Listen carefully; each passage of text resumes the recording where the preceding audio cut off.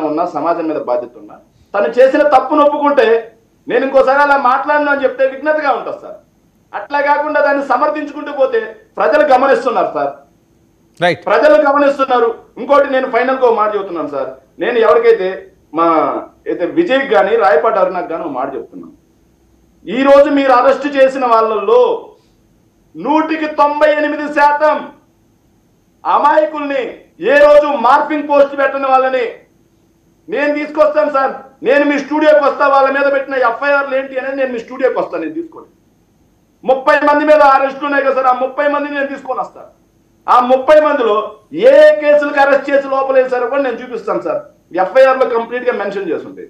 వాటిల్లో ఒక్క booth post, ఒక్క మార్పింగ్ పోస్టు, లేకపోతే ఒక్క అశ్లీలంగా పక్కన వాళ్ళ ఆడవాళ్ళని తిట్టిన పోస్టు ఉంటే మీరు చూపించండి సార్.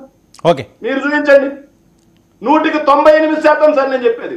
నేను ఒకరిద్దరు తప్పు చేశారు, చట్ట ప్రకారం వాళ్ళకి శిక్ష పడాలని నేనే చెప్తున్నా. ఓకే, ఒకరిద్దరు తప్పు చేశారు, వాళ్ళకి చట్ట ప్రకారం శిక్ష పడాలి. ఎవరికైనా పడాలి కదా. ఓకే ఓకే విజయ్ శేఖర్ అంతా క్లియర్ గా చెప్తున్నారు. ఇదిగో నా దగ్గర పక్కా ఆధారాలు ఉన్నాయి, అనవసరంగా అరెస్ట్ చేస్తున్నారండి. సార్ ఫైనల్ కన్క్లూజన్ ఒకే ఒక మాట. విజయ్ ఒక్క నిమిషం కన్క్లూజన్ చెప్పండి సార్. నేను చెప్తున్నా, ఇంత క్లియర్ గా చెప్తున్నా. మరి కిరాక్ కార్పి బంట బూతులు తిడుతున్నారు కదా, ఎందుకు అరెస్ట్ చేస్తారు?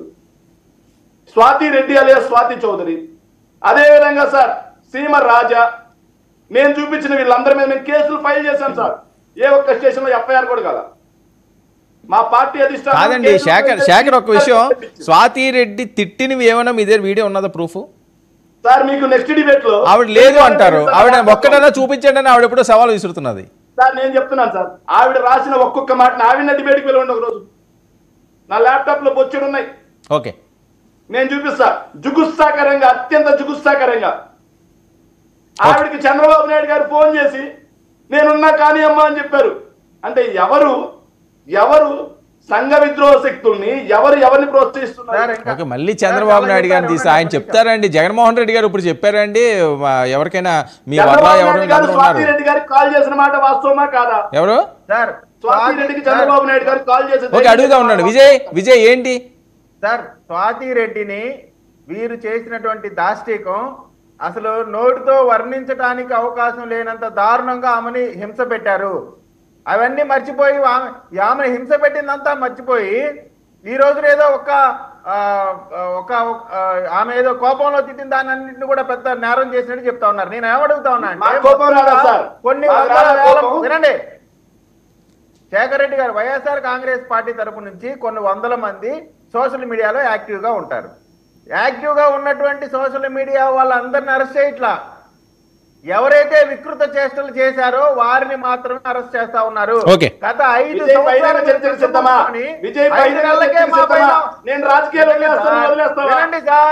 వినండి సార్, వింటం కూడా నేర్చుకోండి.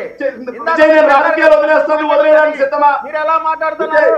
విజయ్ అమాయకుల మీద మీరు కేసు మా మాట పట్టకుండా కేవలం మీ వాయిస్ మాటలు మాత్రమే ప్రజల్లోకి వెళ్ళాలనేటువంటి నీచమైన ఆలోచన తగ్గించండి సార్. నేను రాజకీయాలు వదిలేస్తా సార్. సో తను సవాల్ విసురుతున్నాడు, అమాయకుల మీద కేసులు వేసావు. నేను చెప్తాను, వెయిట్ శేఖర్, తను సవాల్ చేస్తున్నాడు, నేను రాజకీయాల్లో నుంచి వదిలేస్తాను, ఇంకెప్పుడు రాను ఇలాంటి వాటికి, అమాయకుల మీద మీరు పెట్టారు అది నేను నిరూపిస్తాను అని. సార్ దీని మీద మీ సవాల్ని మీరు స్వీకరిస్తా ఉన్నాం. అమాయకుల మీద కాదు, సరే మీరు చెప్పారు, నేను అది ఆయనకి నేను పాస్ చేశాను కదా, నీకు మళ్ళీ ఎందుకు?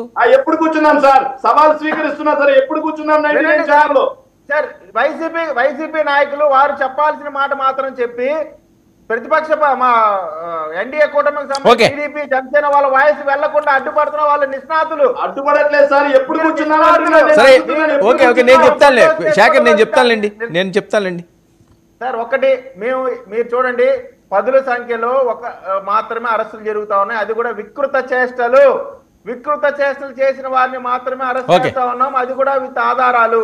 ఎక్కడా కూడా ఇన్నోసెన్స్ నో లేదు రాజకీయపరమైన విమర్శ చేసిన వారిని మేము అరెస్ట్ చేయట్లేదు. కాబట్టి మీలాగా మేము చేయలేదు. 70 సంవత్సరాల రంగనాయకమ్మని మీరు ఏ విధంగా ఓకే విజయ్. అరుణ గారు రెస్పాండ్. అరుణ గారు ఒకే ఒక మాట చెప్తాను సార్. చెప్పండి. ఒకే ఒక మాట చెప్తూనే ఉన్నారు.